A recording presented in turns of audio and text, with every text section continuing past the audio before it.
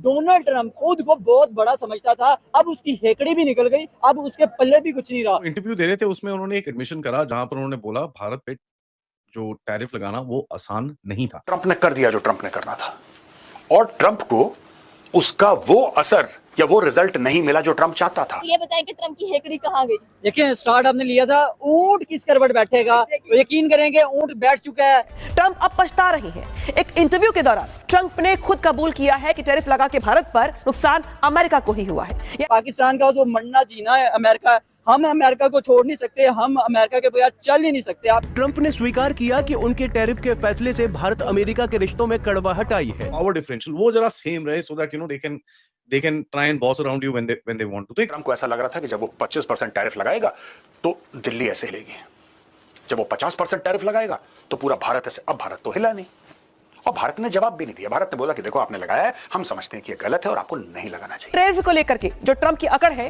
वो ढीली पड़ती हुई दिखाई दे रही है। बता दें कि रूस से तेल खरीदने को लेकर ट्रंप ने भारत पर 50% टैरिफ लगाया था।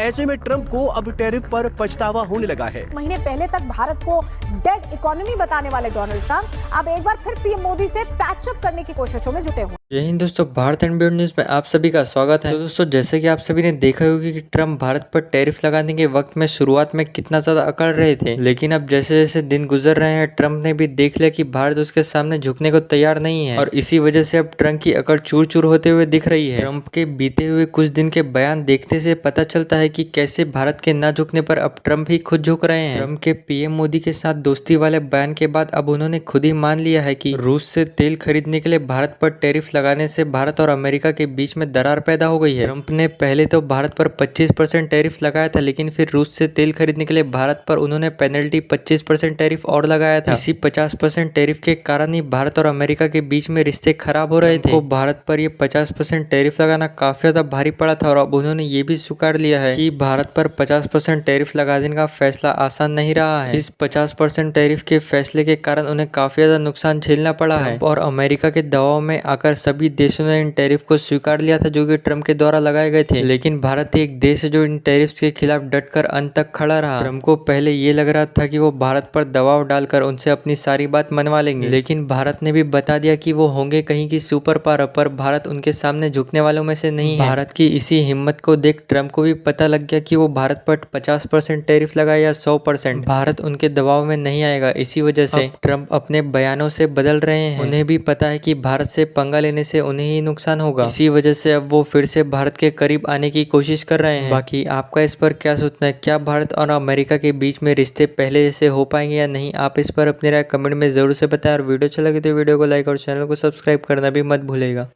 ये बड़ा इंटरेस्टिंग सा एक स्टेटमेंट था, causes a rift with India, और ये चीज एक पहला एडमिशन है कि भाई भारत के साथ रिलेशंस खराब हुए। यहाँ पर एक इंटरेस्टिंग सा मोड़ पे आप खड़े हुए हैं, जहां पर अभी आपने देखा कि किस तरह से प्रेसिडेंट ट्रंप की तरफ से पिछले हफ्ते एक ट्वीट आया था, या ट्वीट क्या उनका जो भी है, ट्रूथ सोशल पे पोस्ट आया था, जहां पर उन्होंने ये बोला था कि भाई हम फटाफट ये करेंगे, my great friend Modi and this and that.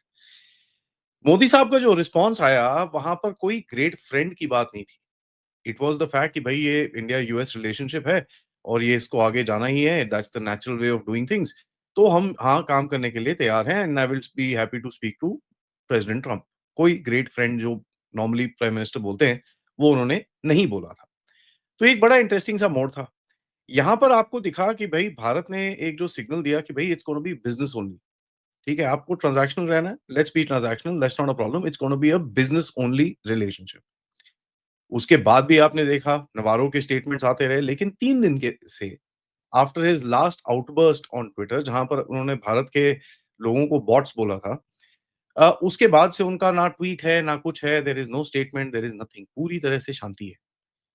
Now ये क्या चल रहा है?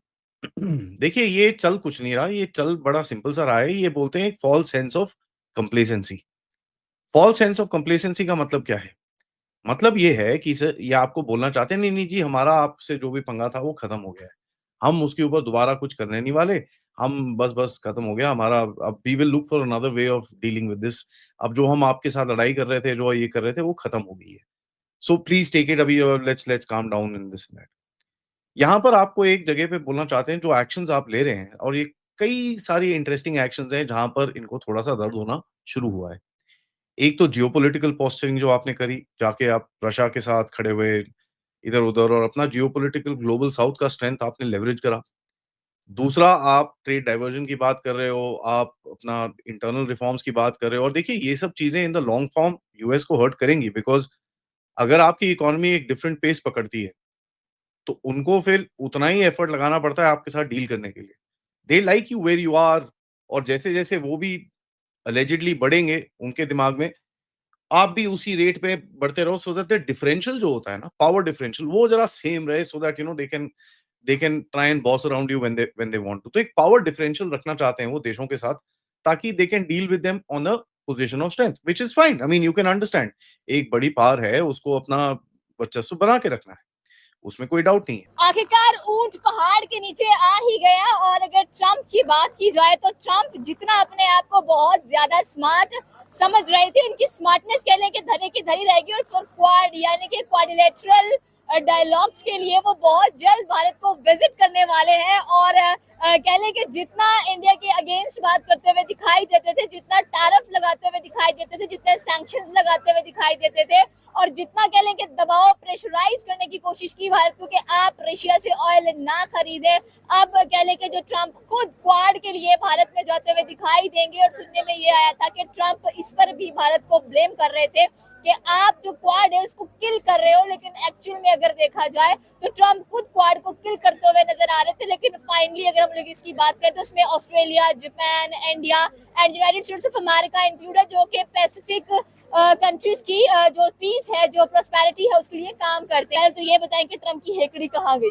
देखिए स्टार्ट आपने लिया था, ऊंट किस करवट बैठेगा, तो यकीन करेंगे ऊंट बैठ चुका है और ऊंट के बैठने का टाइम आ चुका था। डेफिनेटली आपने देखा कि ये वो डोनाल्ड ट्रंप जो सबकी आंखों में आंखें डालकर सब पे टैरिफ लगाता नजर आ रहा था। जब उसने देखा कि सामने इंडिया है, इंडिया के सामने वो मतलब बिगी बिल्ली बनकर वहां विजिट करने को भी तैयार हो गया, उसकी बातें और वहां पे डायलॉग के लिए भी तैयार हो गया। मेरे ख्याल से ये उसे सोचना चाहिए था पहले कि ये जो डोनाल्ड ट्रंप खुद को बहुत बड़ा समझता था, अब उसकी हेकड़ी भी निकल गई, अब उसके पल्ले भी कुछ नहीं रहा। मेरे ख्याल से जो खुद को सुपर पावर कहने वाला एक मुल्क, जो अपने आप को सुपर पावर मुल्क दिखाए चौधरी सब जब डोनाल्ड डक बन गया, अब वो खत्म हो गया है। मतलब वो अब उसके लेवल की बात ही नहीं है। अब उसके लेवल की बात ये रह गई है कि भाई वो डोनाल्ड ट्रंप अब मोदी के पैरों में गिरता दिखाई दे रहा है। मेरे ख्याल में ये इसे पहले ही सोचना चाहिए था कि ये दूसरी कंट्रीज के ऊपर जो सैंक्शन से लगा रहा है, उसका असल में इस खिते में, इस एरा में, इस एशिया में उसका असर रसूख खत्म होता नजर आ रहा था। ना तो रशिया उसकी बात मान रहा है, ना यहाँ पे चाइना उसकी बात मान रहा है, ना यहाँ पे इंडिया उसकी बात मान रहा है। तो डेफिनेटली तो उसको कहीं ना कहीं तो अपने अपने पंजे गाड़ते हैं ना, तो कैसे वो यहाँ पे इंडिया का सहारा ना ले। अब शर्मिंदों की तरह क्वाड में जाते हुए दिखाई दे रहे हैं। देखिए ये डेफिनेटली अब उसने ये करना ही था। अगर वो ये नहीं करेगा तो कभी भी वो आगे नहीं बढ़ पाएगा। जो उसका मकसद ये है कि यार ओवरऑल अब इस टाइम आपको पता होगा कि यूएसए में भी बहुत सारी चीजों में क्राइसिस का सामना करना पड़ रहा है। यार अगर वो टैरिफ लगाएगा, चीजें महंगी होगी, आम आदमी की पहुंच से दूर होंगी, तो डेफिनेटली अमेरिका कौन सा वो कहीं नई मखलूक है कि वहां पे महंगाई नहीं हो सकती। तो जब वहां पे कोई चीजें नहीं प्रोड्यूस की जाएंगी दूसरी कंट्री से, जब सस्ती और मयारी चीजें मिलेंगी, डेफिनेटली वो दूसरी कंट्री से पे जब टैरिफ लगाएगा वो महंगी मिलेंगी। अब यही उसकी हेकड़ी निकलनी बनती थी। अब वो उसने ये कहा कि भाई मैं विजिट करूंगा, और उसे विजिट करने के लिए भाई इमादा भी हुआ और वो डायलॉग भी करेगा और इंडिया की बातें भी मनवाएगा, इंडिया उससे अपनी बातें मनवाने में कामयाब भी होगा। देखिए ये वो हिकड़ी है जो कहता है ना, अपने अंदर अपने एक रूट था, एक अकड़ थी, वो अकड़ उसकी टूटती